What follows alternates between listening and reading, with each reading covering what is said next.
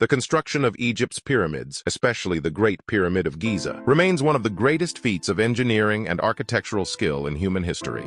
Built over 4,500 years ago during the reign of Pharaoh Khufu, the pyramid was not only a tomb for a god-king but also a symbol of the ancient Egyptians' mastery of engineering, their deep religious convictions, and their ability to organize a society on an enormous scale. The methods and means they used to build these structures, without modern technology, are still debated today, and this air of mystery has only added to the pyramid's allure. Standing at an original height of 146 meters, 480 feet, the Great Pyramid was the tallest man-made structure in the world for nearly 4,000 years.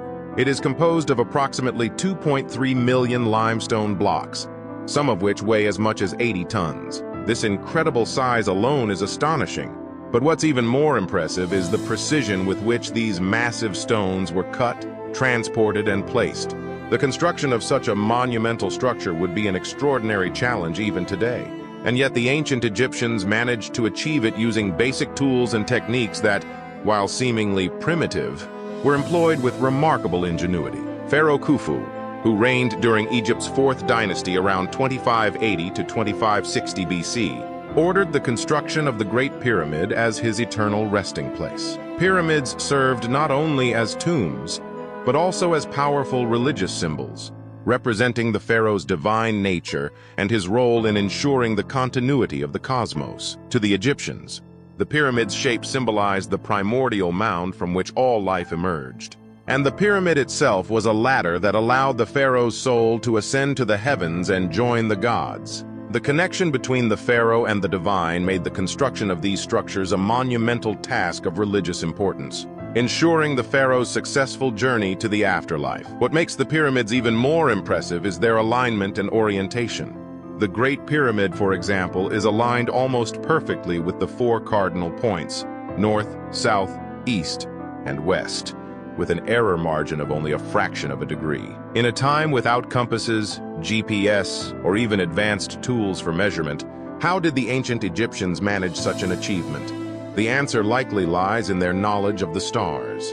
The Egyptians were accomplished astronomers and may have used the circumpolar stars, those that never set and circle endlessly around the north celestial pole, as guides. By watching these stars, they could determine true north with remarkable accuracy. The pyramid's precision is a reflection of the Egyptians' deep understanding of both the heavens and the earth. The construction of the pyramids required an enormous workforce. Earlier theories suggested that slaves built the pyramids, but this has since been debunked. Instead, skilled laborers, many of whom were specialists in tasks such as stone cutting or construction, carried out the work. Archaeological evidence, including worker villages near the pyramids, shows that the labor force was organized, well-fed, and provided with housing. These workers were divided into groups or gangs, with each gang responsible for different aspects of the construction. Contrary to the image of an oppressed workforce toiling under the lash, these workers were likely highly motivated by religious beliefs and the honor of being part of such a monumental project. Their role in constructing the pharaoh's eternal home ensured their own connection to the divine, giving them spiritual significance in the grand scheme of Egyptian religion.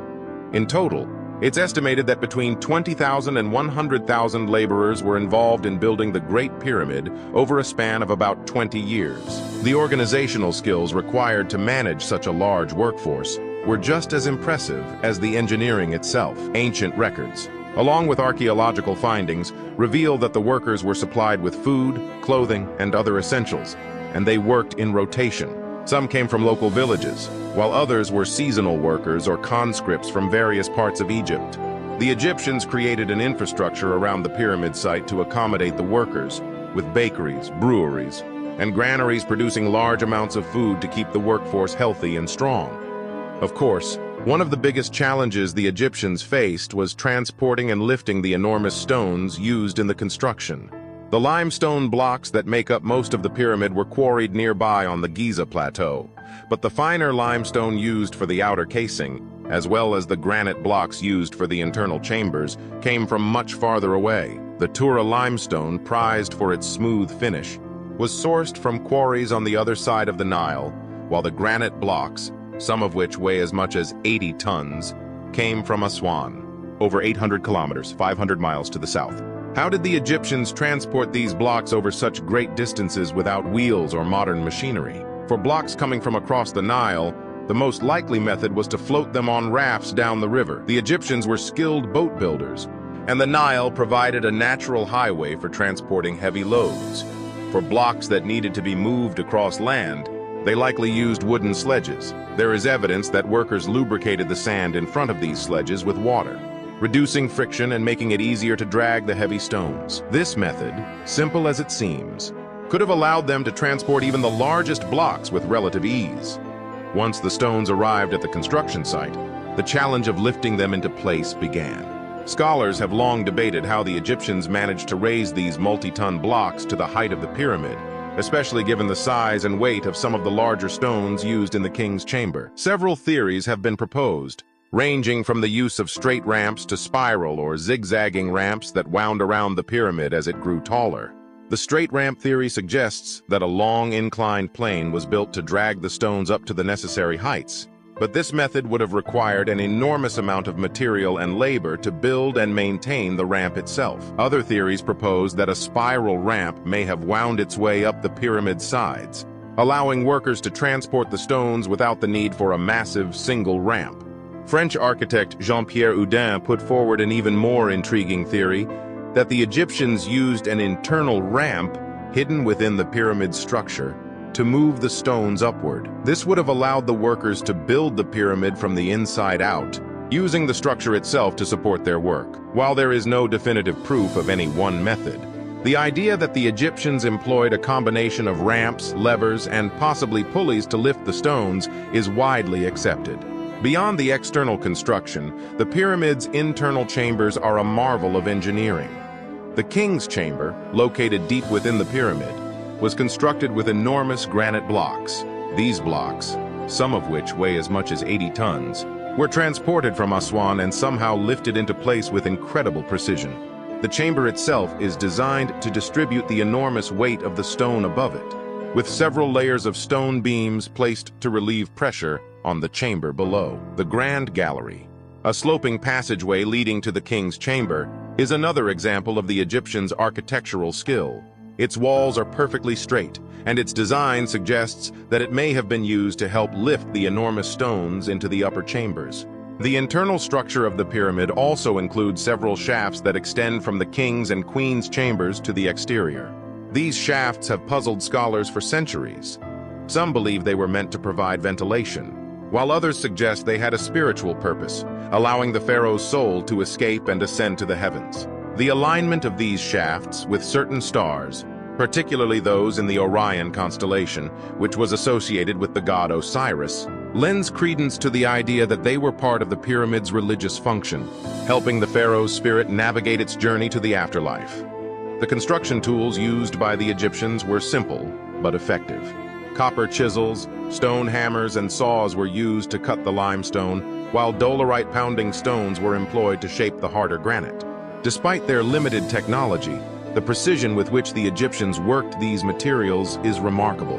The smoothness of the pyramid's casing stones, some of which are so finely cut that it's difficult to fit a piece of paper between them, speaks to the skill of the workers. The ancient Egyptians also used basic machines like levers and wooden rollers to move and position the stones. What makes the pyramids even more extraordinary is the spiritual and symbolic significance behind their construction. The Egyptians believed that the pharaoh was a living god, and upon his death, he would ascend to join the gods in the afterlife. The pyramid's shape, with its pointed tip reaching toward the sky, symbolized the rays of the sun and served as a literal and metaphorical bridge between earth and the heavens. Many researchers believe that the layout of the pyramids at Giza was aligned with the stars of the Orion constellation, reflecting the Egyptians' belief in cosmic order and their connection to the gods. The Great Pyramid and the other pyramids at Giza are not just tombs. They are monumental expressions of a culture's understanding of the cosmos, their engineering prowess, and their religious devotion. Built at a time when even the simplest tools were rudimentary, these structures remain standing as some of the most awe-inspiring achievements in human history.